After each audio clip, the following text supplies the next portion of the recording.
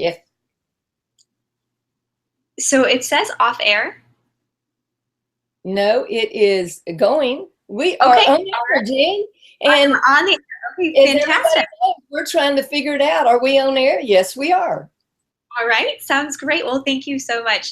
Well, welcome everyone to this final day of the bonus week of the 5 generations of epic entrepreneurs and getting your biz lean.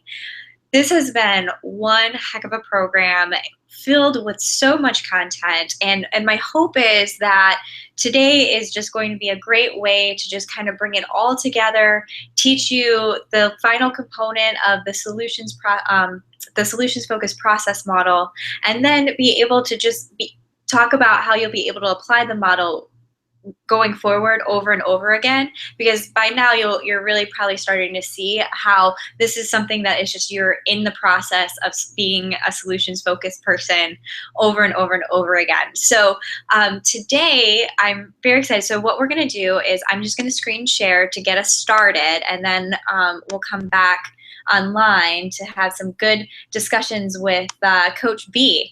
So as a reminder, so this is the solutions focused process model, and we started the week by talking about how to identify a problem worth solving. That, sometimes, you can just be in the thick of it and you are in the problem itself, but then what you can do is make the conscious choice to shift into becoming solutions focused. And what that takes is just starting to come up with ideas for solutions. So that was where we moved to the second phase. Then we went and discussed about the collaboration phase, which is where you really start to get feedback on the different solutions that you've come up with. And you really start figuring out, well, who is on my team in this? Who can help me deliver this solution out to the world? And, what resources do I need to put in place in order to actually execute and go into the testing phase, which we talked about yesterday. And what we did was apply the tool of using SMART goals to actually turning it into SMART solutions. And then being able to just figure out, okay, we have to be, it's very effective when we are results oriented. And so in the testing phase, you're able to really 100%, the most important thing is stopping to observe and ask for feedback and receive the feedback and take note on the feedback as you're testing out the solution. And so today what we're going to do is go into what I enjoy terming the plus delta phase. This is the plus delta, and I'm going to stop screen sharing just here for a moment to be able to talk about that. So the plus delta comes from leadership theory, actually. And when I worked at the Center for Leadership and Social Change at Florida State University, we implemented the plus delta after everything that we executed. So we did a lot of special events. And so anytime that we had an event, we would all come together as a team and put up a big plus sign and a big delta sign. And we would all talk about and discuss, okay, what are the things that are in the plus column, which is what worked?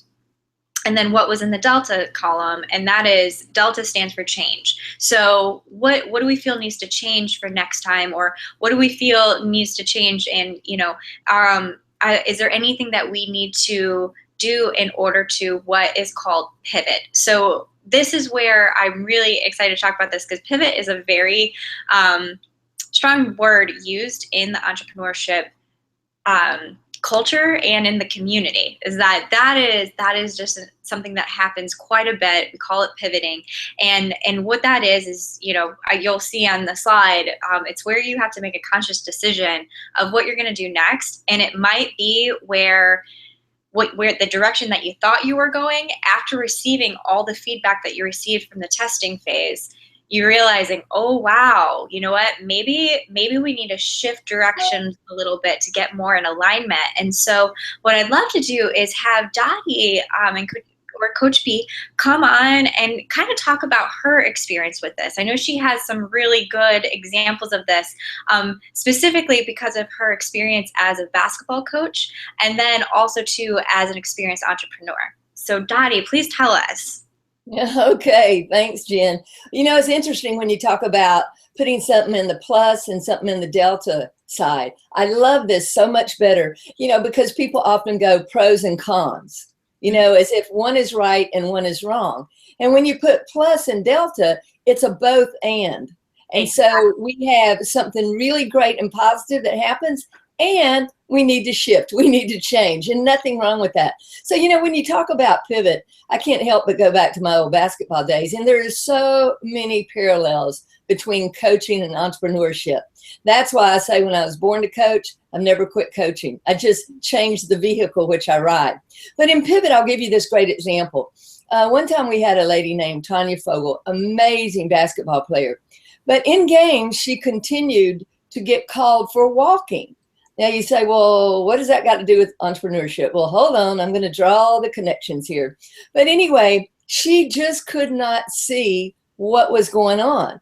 And what was happening, though, is she was getting called for walking because when she was executing what we call a fake with the ball and the head, which is you have the ball here, you head fake and ball fake, so that you can try to get the defensive player up in the air so you can drive around them and score. She was given a great head fake, a great ball fake. The problem is she was faking with her pivot foot as well. She was moving it, in other words, but she couldn't see it. So she was getting frustrated trying to blame the referee. Finally, I said, Tanya, let's really get into a practice session, because even in the game tape, sometimes she just wasn't quite getting it.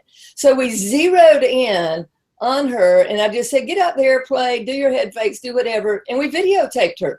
And then we took her to the side, very gently working with her to show her what was going on. I mean, she had this aha moment. She was like able to connect what she was doing with what was happening. And then we started working on it. Not like we just said, okay, now Tanya, go out there and don't move your foot. No, that's not going to happen. You have to practice. A lot of people say practice makes perfect. Not true. The right kind of practice. I don't even say perfect practice anymore because there's really no such thing. But the right kind of practice makes the right kind of action, okay? So in this case, it was a moving of the pivot foot. So what you need to know is even in pivoting sometimes, it might not be the right move and you might have to make further adjustments. But pivot is a very important concept, not only in basketball, but, in entrepreneurship. And those are the parallels that I kind of wanted to offer up for people. I so appreciate that, Daddy. Yeah, I think sometimes people wonder where the term pivot comes from, and I believe that it comes from basketball. That's a big important aspect of basketball, is that you are going one direction and then you fake by pivoting to go in another direction to achieve the result that you're looking to achieve. And so that's what I'm going to do now is screen share again, to be able to dive a little bit further into this information for everyone. So here you go. So here's the plus sign and then the delta sign. And so I really, really resonate with the plus delta versus the pro con. I remember when this was introduced to me, I just realized, wow, I just feel like this is so much more high vibrational, and it's just very positive, and it keeps everybody really motivated. And that was something we were talking a lot about earlier in the week, was how to keep your team motivated. And we talked about helping them connect to why they're doing what they're doing. And I said my favorite definition of leadership is when you are able to motivate, or when you're able to inspire somebody to do something because they want to do it. And so the plus delta also plays a role into this, right? Because it's not about scolding, and it's not about saying that you did something quote unquote wrong.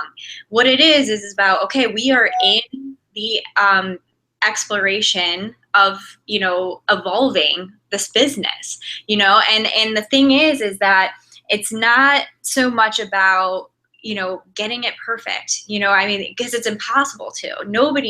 I've not met one person in business who set out and said, yep, I planned this out and it went exactly how we planned it. I've never heard that story. You can't help but have me chuckle in here in the background. Oh, go for it, Johnny. Yes. I'm trying to be quiet, but I'm going, oh my goodness, that just gives me a big chuckle about things. Yeah, it's so true. Yes, right. It's like I've never met anybody, and I have heard many stories in my career thus far, and every single story was, I think the commonality that I always hear was, we didn't know how we were going to do it. We just knew that we were going to do it. And that attitude is what you need in order to really, accomplish what it is that you set out to do. That inspiration and that level of belief. And I believe that the execution of that is the ability to do a proper analysis of what's working along the way, and then not being afraid to say, okay, what do we need to change?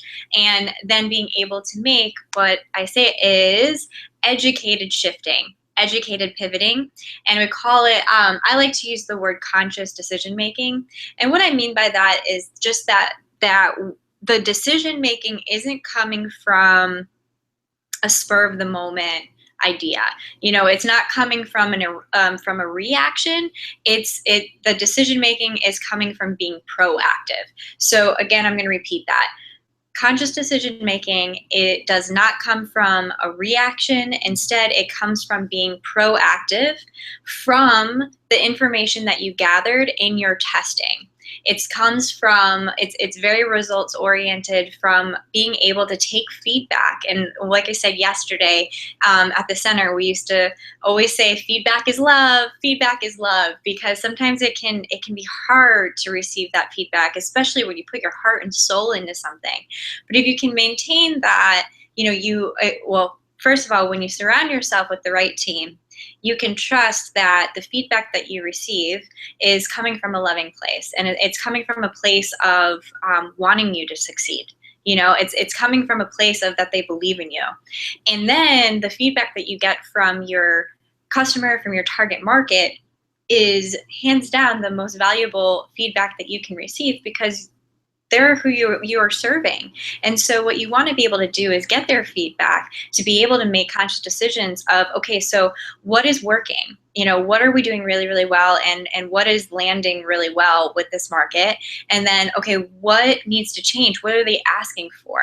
And then, you can get even more advanced of like the Steve Jobs level, which is where he started to be able to see what people didn't even know they didn't know what to ask for, but he was able to listen to what it was that they were wanting, and then create technology that took what they were looking for to a whole new level that nobody even could have imagined. So I hope that is making sense. So again, hey, let me go just stop here for a second and take what you've just offered back Sure. to the analogy. So think about this.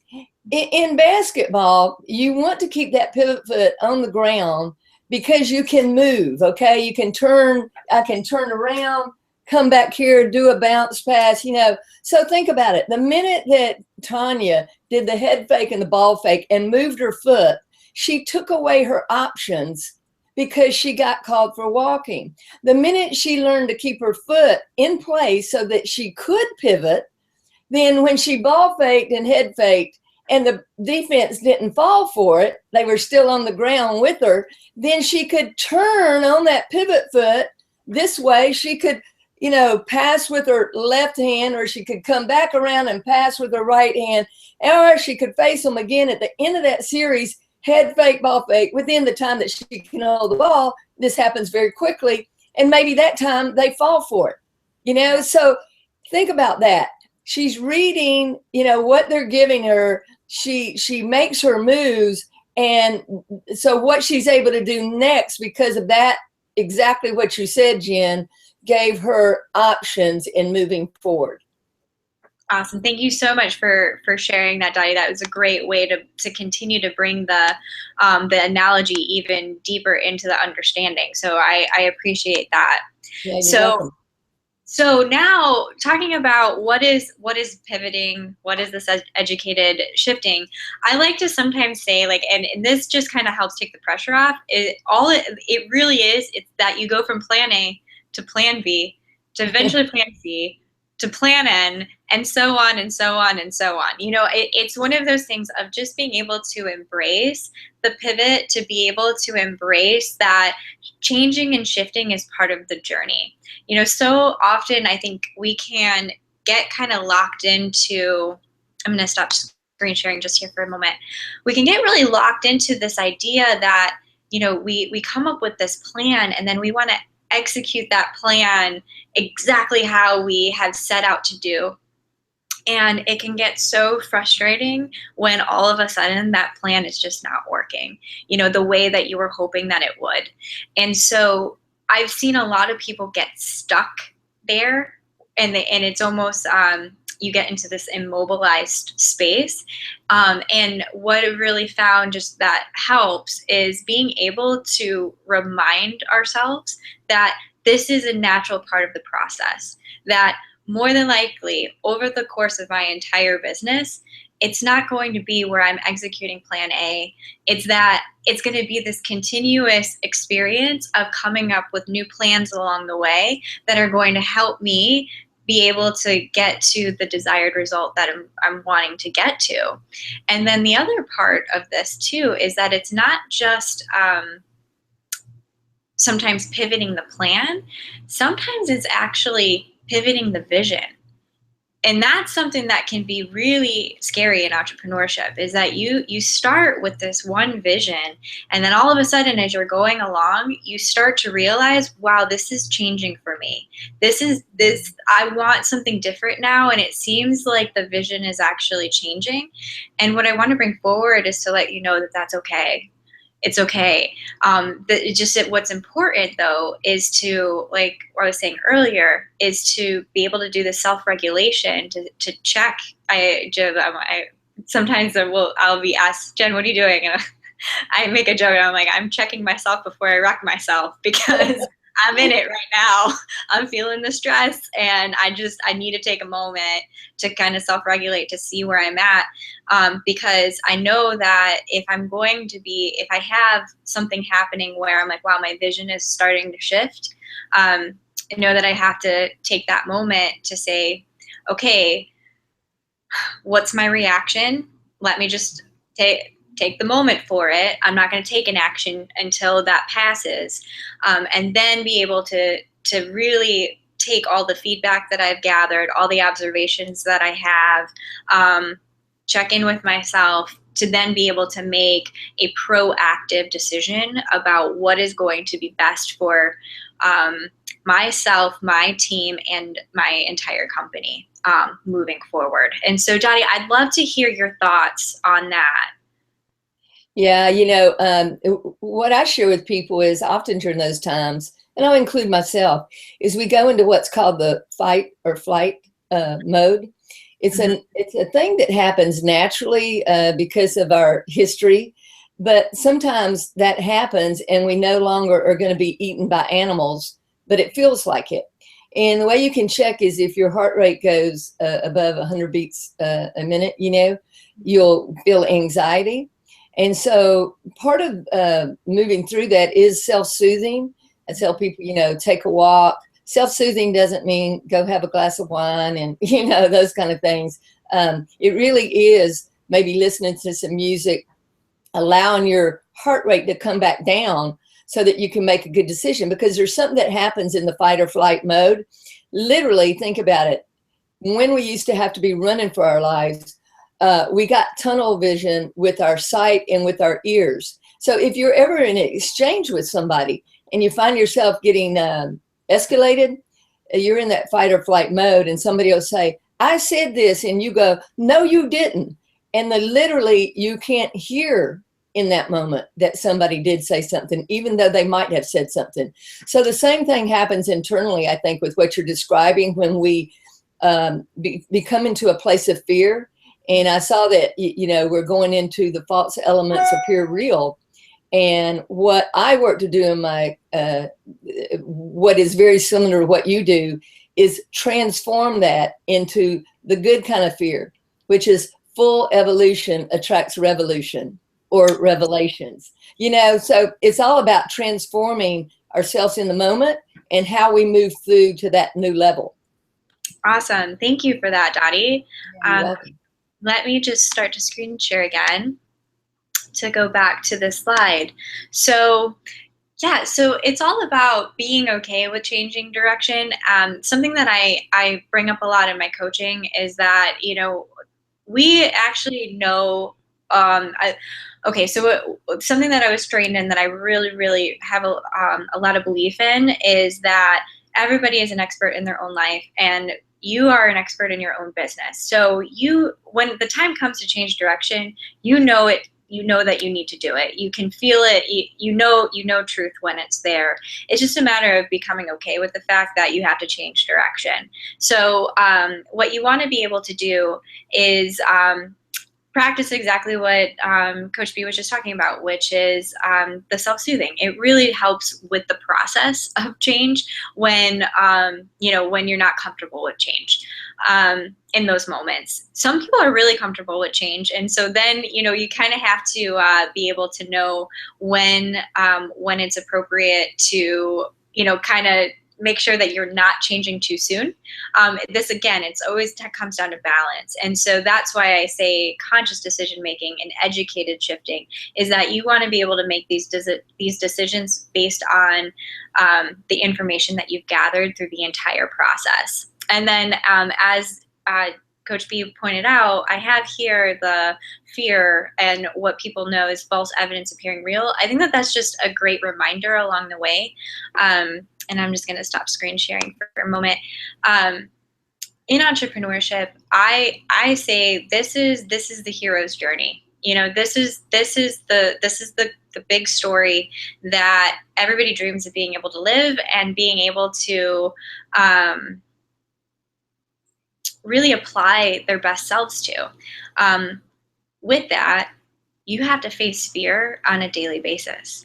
It is real, and it's hands down one of the most intense experiences I believe a person can go through. And that's why I have so much respect for it. And that's why I believe in this program so much, in being able to support each other in this, because it's a lot of facing fear. And so I always come back to when I'm in it and I feel the fear coming up, I like coming back to, okay, it's false evidence appearing real. And majority of the time, that is very accurate, actually. I'm like, this isn't, what I'm fearing is not something that actually is going to take me off course unless I let it. I can, but I have to give it permission to send me off course, or I have to give myself permission to say, you know what, I'm going to do it anyways. It might be scary to change direction, or I might feel uncomfortable to do it, but you know what, I'm going to do it anyways, because from everything that I've gathered, I know that this is the right decision in this present moment. And the other thing that I want to bring forward in this discussion is that all you can do is the best you can right now. And that's how you have no regrets along the way, is when I say the conscious decision making and why that's so important. It actually helps eliminate any type of regret that you could ever have, because you know that you're making every decision along the way with the most information that you could possibly have, and with the most intention that you can have, and you're doing the best that you can in that moment. So that there was no other option. You really were doing the best you could in that moment, and if you just keep doing that, you will really always be you're always going to succeed. Because you're making that conscious choice in the present moment. We can drift to the past, or we can be anxious about the future, but at the end of the day, it's like all we can do is right here, right now. And so with that, I say in the plus delta phase, it's just such an essential component to being solutions focused, because this is where the rubber meets the road, right? These are the key decisions that you're going to be making for yourself and your life and in your business. And so with that, how you can feel the best about it is by just keeping it simple, which is, okay, let me take a moment. What worked? What needs to change? And you, again, it's about who's on your team. as well. So who are the key people that you want to bring in that are going to be able to help give you that feedback of okay, what's working, what needs to change. Yeah. So with all of that, Daddy, I would love to hear your thoughts about this plus delta phase in this solutions focused model. And do you have any real world examples that you could share about when you've had to kind of take a moment to step back and go into the analysis? I mean, I know that you do. It's just a matter of which one you would like to share. Oh my gosh, how long do we have? I know. Oh my goodness. I think maybe a good one to share would be, okay, I had an interior design business in Lexington, Kentucky at one point, and just follow along where this went. One of the ladies who I was designing for her shop in downtown Lexington had a t-shirt shop. Mm-hmm. And so after working with her, she was very creative, but really on the business side was very limited.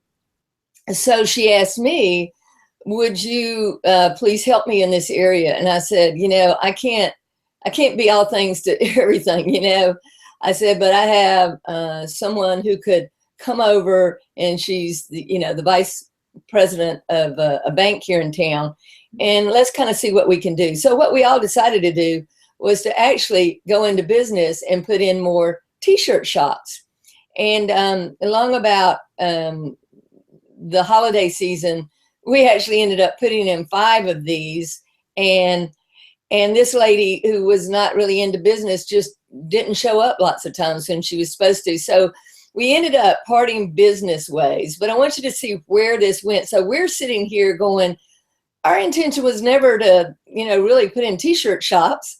But we did, and we started learning. And what happened in that, though, is we found out that this was back during the late 80s, before people really had very, very cool looking t-shirts. And we started designing even more in depth about t-shirts that represented areas, that had great historical meaning. So that led us to creating a franchise and putting in stores all over the Southeast. But in that process, we also started having people come to us and say, gosh, we love your t-shirts. Would you do it for our event? And we'd go, well, okay. And so before we knew it, we were doing events. And in doing those events, we would have people say, well, could you possibly put the event logo on pins and cups and mugs and all this other stuff? And we would go, sure, we can do that. And we'd go out and we'd figure out, how do you do that? And what we discovered in that process, there was something called the ASI Industry, Advertising Specialties Institute. So in the beginning, we had to go find somebody who was a part of that, and then we'd have to get them to do those products. Well, finally, we thought, why don't we become a part of this ASI? So we had to learn, how do you go about becoming a part of it, which was a whole nother story in and of itself. But the bottom line is, eventually, our business became the ASI Small Business of the Year in the United States, all from me having what I thought was only an interior design business. Now, there's lots of steps in there, but can you just see the flow of how we had to shift, pivot, change, make decisions?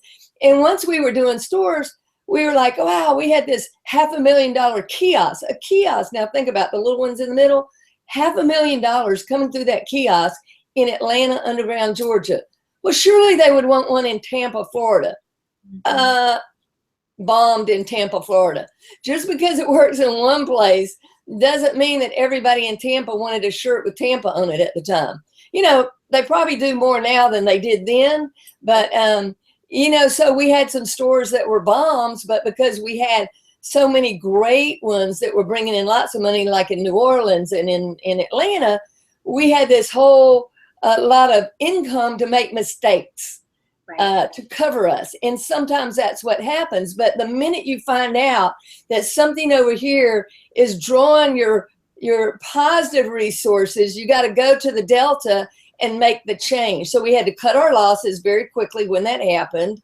So I think you can see, though, the model working in terms of the plus and the delta. So every time it was, here's the pluses, here's what needs to shift and change. And even when we entered into doing events and all like that, that means we had to make decisions on bringing graphic artists in-house or outsourcing that. We ended up at one time having 5 graphic artists. We made the decision to never have screen printing equipment.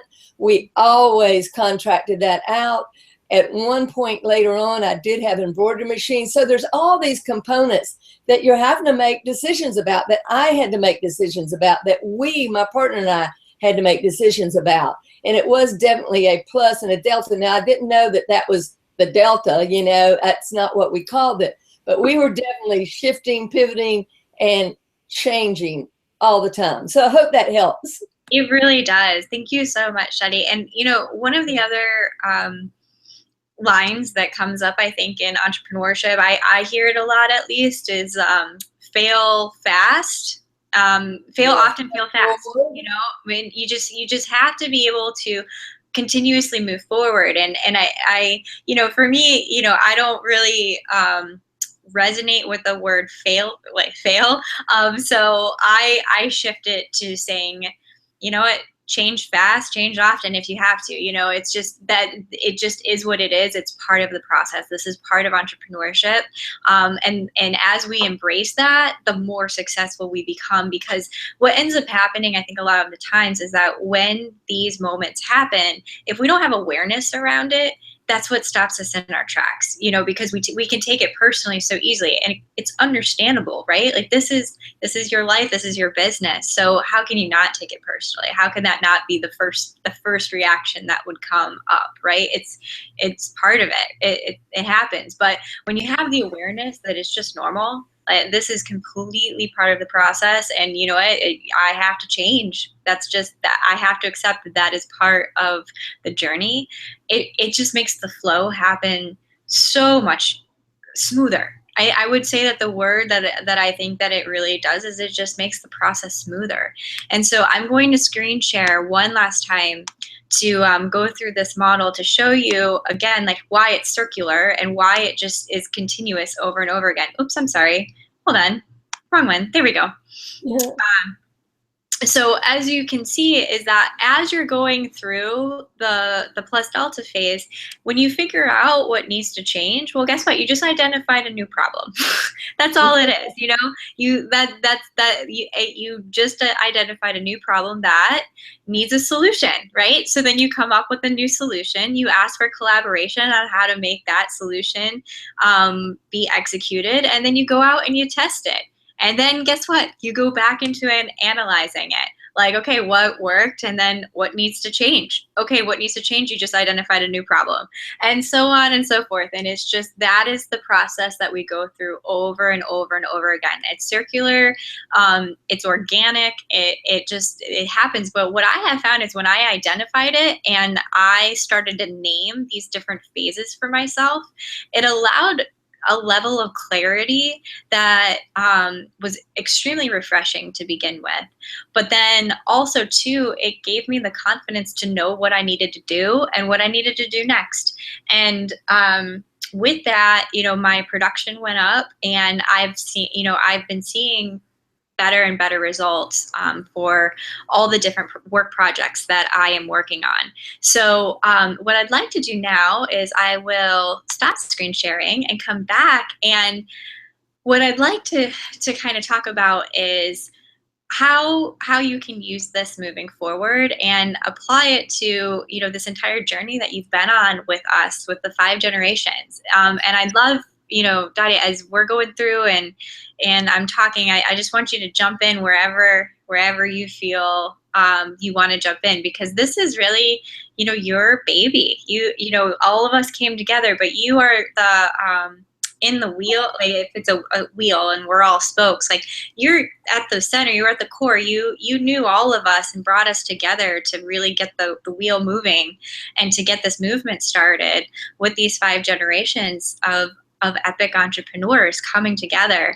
And, you know, at the end of the day, I see these entrepreneurs applying this model without them probably knowing that, that there was this particular model that they were going through the process in. But I think the main thing that I want to, wrap this whole experience up with is by talking about how entrepreneurship is a process. That's something that it is discussed, but I wish it was discussed more to really normalize the process of it, that it's something that is ongoing and it's constant learning and constant growing. But my hope is that this model helps put a framework to it, so that whether it is you're making a mind shift, you identified a problem, you're coming up with different ideas for a solution to it, and that mind shift is going to help you get there. Whether it's your finances, that's such an important part of our life wheel that we're consistently going to be applying our entrepreneurial process to, of being able to be solutions focused. That's the lifeblood of our business. And so therefore, it's a very important component. And so the more that we're able to identify any solutions to any problems that arise, the healthier our business is going to be. And then going into wellness, being able to, you can apply this model not just to entrepreneurship in the traditional business sense, but entrepreneurship in taking care of yourself. You are the most important component of your business. It's one of those things where how you show up, that's the most important component. If you are not well, if you are in dis-ease, you're not going to be able to give your best performance. And at the end of the day, that's what your business needs, and that's what your family needs, that's what your community needs. But most importantly, it's what you need. That's what you need to live your best life. And so being able to identify a problem and then come up with different solutions, and then understanding it's a process. So for example, working out, it's about testing out what works for you. I had told a story earlier in the week about running, how it's just not my thing. As much as I would love for it to be my thing, because it's hands down the best cardio. When I was on the dance team, I was in the best shape in my life, not because I was dancing, but because I was running, and I'm like, man, it would be awesome to be able to do that again. But it's not a natural flow for me. So, I tested it out, and I know that if running is going to be part of my life, I probably need a team to hold me accountable. That's, and if I'm in a leadership position, even better. It's like a double whammy of being team oriented and believing in leadership and having that value to help motivate me. However, though, I had to test out some different things, and it turns out for me, walking works really well for me. I walk very long distances, and that seems to help me with my wellness, and so I've embraced that now. And then now May I just jump in? Yes, please do. Because I think what you're sharing is so important with analogies, even with myself. Oh, we're getting just a little echo now. Do you hear that? Just a little bit. Okay. Yeah, I'm not sure why that happened for a moment, but it's gone away. Anyway, one of the things that for me when I was coaching, I was running some then, but I was running inside during the winter. And when I left coaching, for one thing, I was like you. I never loved running at all. And so once I left coaching and I was having to go outside because I wasn't able to go inside in the winter, I started walking, and I found out that I absolutely love walking. And so I've walked for 35 years. A few years ago, I decided to put my test myself and do kind of like a triathlon, okay? And you know what? I did it. And you know what I also found out? I don't want to do any more. And that's okay. I tested it out. I knew so many people were loving it, but still, I don't love running. Yeah. And I did it, and I'm glad that I accomplished it. But I also, putting that kind of commitment in that, it's not where I want to spend my energy, but I do love staying healthy and doing things that really resonate with me. And I do a lot of critical thinking when I'm walking. It's what feeds my creativity. So I think it's a great way is, you're being entrepreneurial. And one thing I wanted to say about your amazing model is I think it so opens up a space for entrepreneurs to do what they really need to do, which is look at their process and be okay with that. Because I think when it's not a consciousness around the process, entrepreneurs want to hold on to, I'm right, because they've gotten themselves so connected to their identity and being an entrepreneur, they can't own that the imperfections, and just the stuff that happens with being an entrepreneur. And so they continue often down a path that really is not the best path until they crash and burn, because they're wanting to hold on to so badly and they don't want to look bad. Well, this model, I think, enables people to just look at it without connecting to, I am my process. You know what I'm saying? So I think this is absolutely a wonderful model, because I have found in sharing our stories, people aren't interested in perfection, because perfection doesn't exist in anything, relationship or anything. So if we go around acting, in our perfection, nobody resonates with us, because they go, well, that's not me. That's not my experience. I've had stuff happen. And the more we share our stuff, the more people gravitate towards us. I mean, it's just an amazing thing that happens. So I think this really allows people to own their stuff that's going on about being an entrepreneur, and to I love what you said about failing quickly, that's change quickly. And I like to say change forward, but guess what? Sometimes the change is a backward step, but we recognize it and then we change again, and because our intention is to change forward. That's always the intention out of recognizing something. But guess what? Sometimes it's a lateral move, okay? Or it's when you're pivoting, think about it. You move backwards sometimes. Think about that. Pivoting with your foot on the ground, do it. Just put your foot on the ground and go all the way around in the circle. Now, wherever you are on the circle, no matter if you stop at, noon, 15 after, 30 after, 45 minutes after, if you stop at quarter after, guess what? When you take a movement, you move away from quarter after, facing forward. You know what I'm saying? So, but you're still in this sphere of movement, and it's a consciousness about recognizing where your body is in that moment, where you are in your business. So very powerful model. I can't say enough about what you've put together, Jen.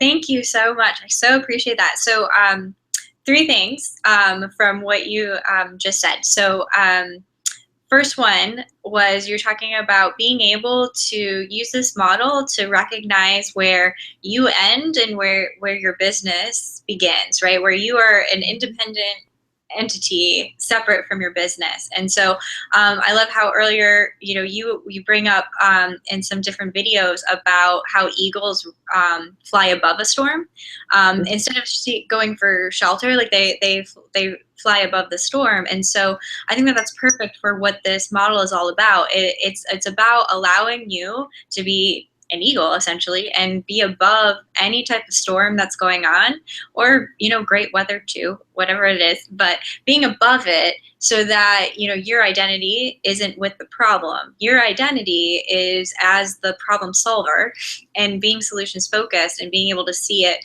from the bird's eye view. The second piece of it was talking about how you sometimes are what you perceive as forward. Sometimes you go lateral, and sometimes it can seem like it's going backwards. And I'm a dancer, and so I like to do the joke with myself, be like, well, that was more of a cha-cha today. So I went forward, 2 steps forward, 2 steps back, and you know what? I'm in the cha-cha right now of my business, and that is okay. Like that's again part of the process. So I love that. And then the third thing that I wanted to just wrap up on was I was talking about wellness, and now now I want to go into Cheryl's week of how she was talking about communication and how, being solutions focused is such an essential part to how we communicate with others, how we communicate with our family, how we communicate with our team members, how we communicate with our community, whoever we are interacting with, how we communicate with our market. It really is about going through this process of identifying where there might be a problem. Where is there a communication breakdown, right? And what are some ideas of solving that? And then let's collaborate together. Let's make sure that we're on the same page. Let's test it out. Let's get some feedback with each other about how this is going. And then, let's talk about it. What is working for us and what do we still want to change, or what do we want to change now, or what do we want to explore now? And, and part of it too is maybe the word too that's coming to me now, of when I was saying like change fast, change often, maybe it's explore fast, explore often, always. So just know that you're constantly exploring, you're constantly gathering information, and constantly making educated decisions from there. So that is everything that I have for today. I hope that it has been helpful. Just know that, you're going to be applying this problem solving the rest of your life. And, I thank you for solving the problems that you are solving. It's very necessary, and any way that we can support you, reach out. We have our Facebook page. Leave some comments there. Reach out to us however you want to, and just let's share the journey together as we are walking this entrepreneurship path. And thank you so much for your time. And it was a true honor to be able to share this time with you and this space with you. And I look forward for us to continue this journey together. Thank you. Hey, Jen, let me just end by just thanking you from the bottom of my heart for, what you're offering, and to all of our E3 group. I mean, E3 is our expert epic entrepreneurs, and they are from the 20s to the 60s, starting first, of course, with our 20s generation, Miss Stephanie Scheller Dupree. And then in the 30s, that is Miss Jen Santoro, AKA Coach J. And then we go to our 40s with Yasmin Bijan Wilson, amazing coach. And then to Cheryl Bassett, the 50s generation, and me, Dottie Berry, AKA Coach B, in the 60s. And I want to end up, Jen, also with your lovely about the cha-cha. I fell in love with ballroom dance and competitive badminton in college. Now, those two might seem very different. I won't even go into all the similarities that I could draw parallels with those. But I get it about, no wonder I've loved the cha-cha so much as an entrepreneur. But anyway, that's fantastic to think in terms of the entrepreneur and all the many dances that we do, the shag, the triple step, the tango, the salsa. Sometimes it requires different tools. And we are committed to helping each of you find those tools. We hope that you've enjoyed the 30-day Get Your Biz Lean. Because we're all about the process and the love of entrepreneurship. And we look forward to working with you in the future and being on our blabs each Monday. We still have those, which is blabmaven.com. Come and sit with us, or come and be coached. We welcome you to get into what we call the blab seat, which is the love seat. As Jen so eloquently pointed out, it is about giving and receiving the love. And that's what we're here to do in our support of each of you. And we thank you from the bottom of our heart for being a part of this journey. And Jen, again, many thanks. And we'll look forward to seeing everybody in the future.